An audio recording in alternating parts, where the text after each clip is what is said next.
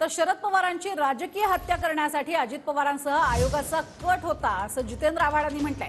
पर्याय दिले होते पण आयोग खोटं बोलतोय असाही आरोप जितेंद्र आव्हाडांनी केलाय।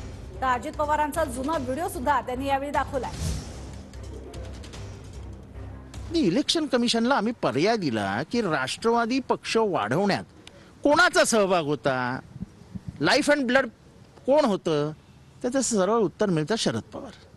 आता त्यांनी जजमेंट देताना सांगितलं की आम्ही यांच्याकडे पर्याय मागितले पण यांनी पर्याय दिलेच नाहीत।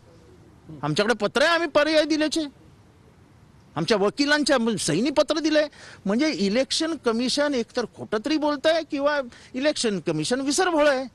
इलेक्शन कमिशनच्या लक्षात आलंय जर 30 तारखेचं पण पत्र जर ग्राह्य मानलं तर 2 तारखेचे आणि हे सगळे घोटाळे येऊन हे अँटी पार्टी ऍक्टिव्हिटी होते।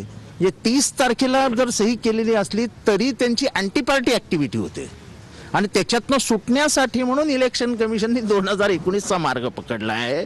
त्या इलेक्शन कमिशनच्या निर्णयाला काहीही अर्थ उरलेला नाही। आता हे कोर्टात जाईल बिल पण महाराष्ट्र जनतेसाठी सांगतो की इलेक्शन कमिशन ही कठपुतली आहे।